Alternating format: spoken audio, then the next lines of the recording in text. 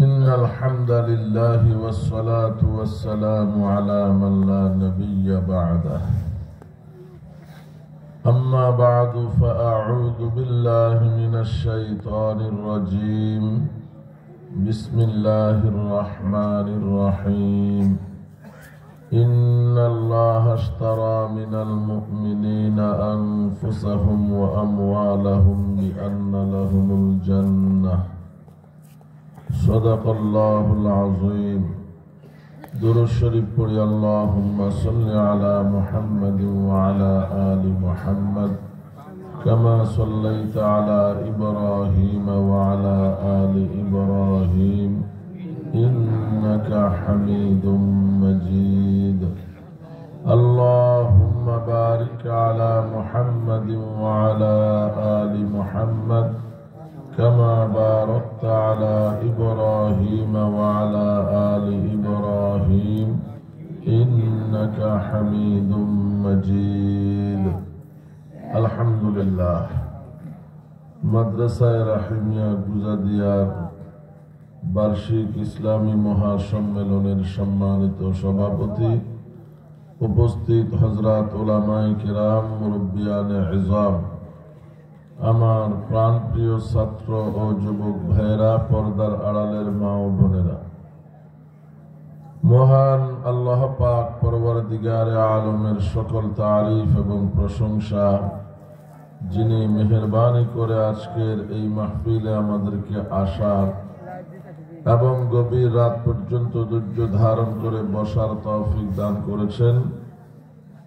আমরা দিল থেকে শুকরিয়া আদায় করি আলহামদুলিল্লাহ।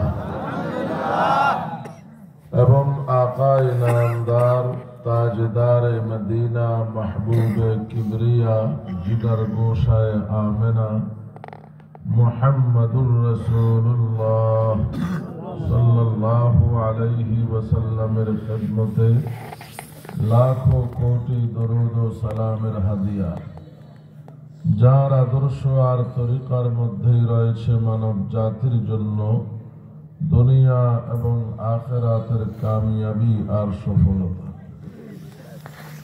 আমি আপনাদের সামনে পবিত্র কোরআনুল কারীমের সূরা তাওবার 111 নং আয়াতের প্রথম অংশ তিলাওয়াত করেছি।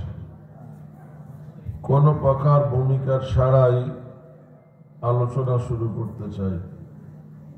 কোরআনুল কারীমের প্রতিটি আয়াত, প্রতিটি সূরা নাজিল হওয়ার একটা প্রেক্ষাপট আছে, যাকে বলা হয় শানে নুজুল।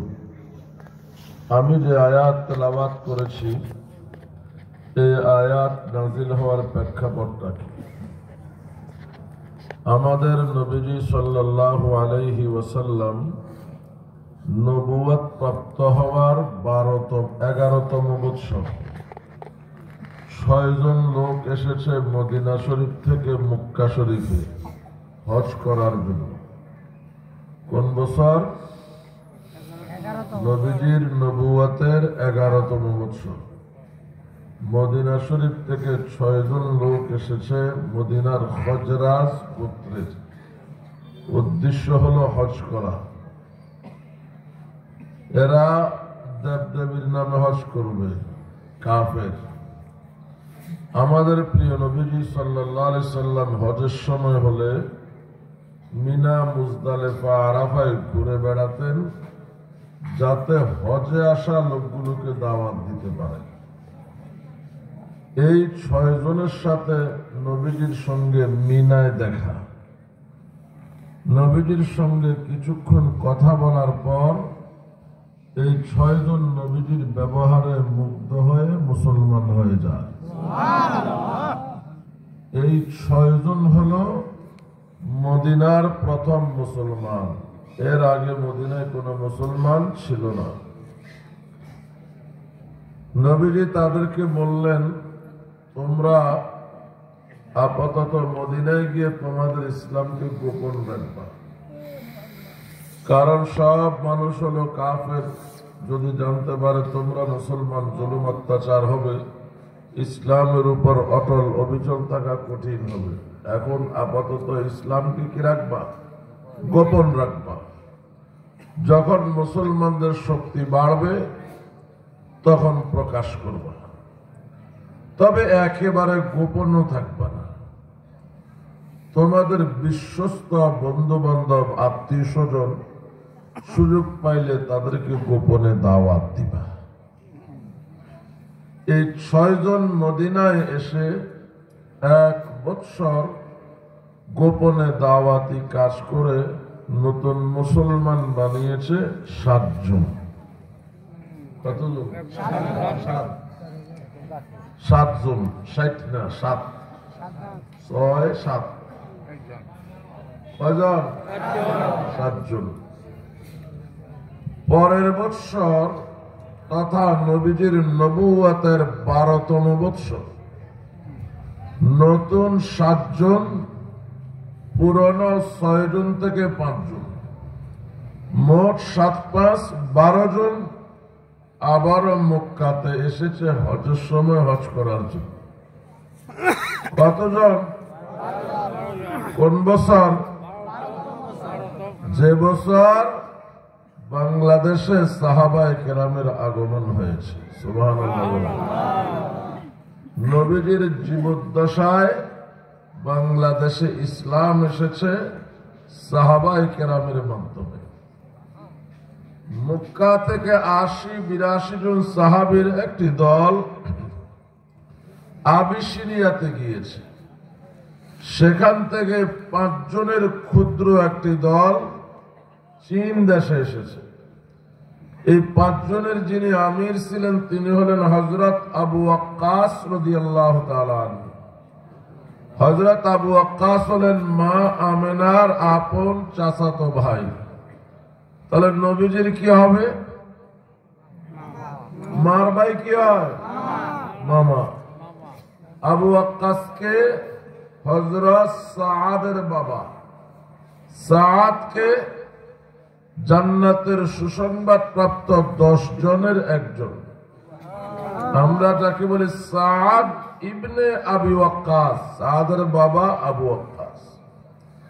সাআদকে ইরাক বিজেতা, যিনি ইরাকের দজলা নদী পার হয়েছেন পানির উপরে ঘোড়া ছুটি, এই সাআদের বাবা আবু ওয়াক্কাস রাদিয়াল্লাহু তাআলা আনহুর নেতৃত্বে 5 জন সাহাবীর একটি দল আবিসিনিয়া থেকে এসেছে চীন দেশে। চীন থেকে এসেছে ভারতবর্ষে, ভারতের মালাবার দ্বীপে। মালাবার দ্বীপের বর্তমান নাম হলো কেরালা রাজ্য। নাম শুনছেন? কেরালা। এই কেরালা রাজ্যের রাজা ছিল তখন রাজা চেরুমল পেরুমল।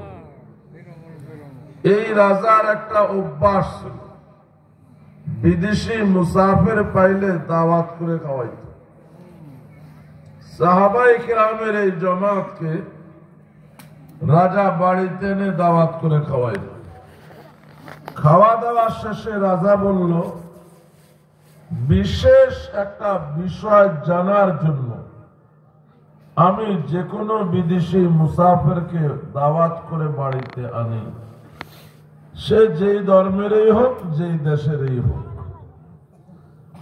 আজ থেকে কয়েক বছর ধরে কয়েক হাজার মুসাফিরকে দাওয়াত করে খাওয়াইলাম, কিন্তু আমার বিষয়টা কেউ বলতে পারলো না। আপনারা যদি পারেন বলবেন, না পারলে সমস্যা নেই। রাজা বলে, আজ থেকে কয়েক বছর আগে কোন এক পূর্ণিমার চন্দ্র রজনীতে আমি আমার বাড়ির উঠানে বসে আমার স্ত্রীর সঙ্গে গল্প করতেছিলাম। বলেন, পূর্ণিমার চন্দ্র রজনীতে কেউ যদি খোলা আকাশের নিচে বসে গল্প করে, ইচ্ছায় অনিচ্ছায় বারবার চোখ চাঁদের দিকে যায়? যায়নি? বসেন নাই কোনদিন? না, টাইম নেই আপনাদের। আমরা ছোটকালে বসতাম, চাঁদ আমাদের সাথে সাথে হাঁটতো। এখনো হাঁটে? সুবহানাল্লাহ, আমরা এখনো হাঁটেন? যাই হোক, সেদিন দেখতে আমাদের গায়ের সাথে দৌড়াচ্ছে চাপ। তো রাজা বলে, চাঁদও দেখতেছি, গল্প করতেছি, হঠাৎ দেখলাম চাঁদ মাঝখান থেকে দুই ভাগ হয়ে গেল, আকাশের দুই প্রান্তে দুই খণ্ড চলে গেল। 1 থেকে 1.5 ঘন্টা চন্দ্র এভাবে বিচ্ছিন্ন ছিল, তারপর আবার ধীরে ধীরে মিলে গেল। রাজা বলে, এই দৃশ্য দেখে আমি অবাক হলাম, কেন চাঁদ দ্বিখণ্ডিত হলো, কার ইশারায় হলো, সেই মহামানবই বা কে? হাজারো প্রশ্ন আমার হৃদয়ে। আমি মনে মনে প্রতিজ্ঞা করেছি, যদি পৃথিবীর কোন মহামনুষ্যের ইশারায় চাঁদ দ্বিখণ্ডিত হয়ে থাকে, আমি যদি সেই ব্যক্তি সম্পর্কে জানতে পারি, সে যেই ধর্মেরই হোক না কেন, আমি আমার ধর্ম বাদ দিয়া তার ধর্ম গ্রহণ করব।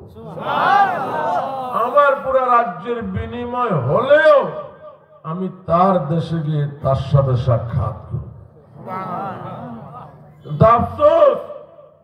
কয়েক হাজার মুসাফিরকে এই পর্যন্ত মেহমানদারি করলাম, তাদের সবার একটাই কথা, এটা আপনার চোখের ধাঁধা, এমনটা হতেই পারে না।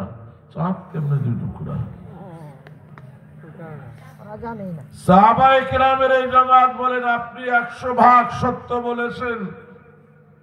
চাঁদ দ্বিখণ্ডিত হওয়ার এই ঘটনা আমাদের চোখের সামনে ঘটেছে, আমাদের নবীর ইশারায় ঘটেছে। আমরা তো ভেবেছিলাম এটা মক্কায় ঘটেছে, মক্কার মানুষ দেখেছে। ভারতবর্ষের রাজা চেরুমুল পেরুমল দেখছে।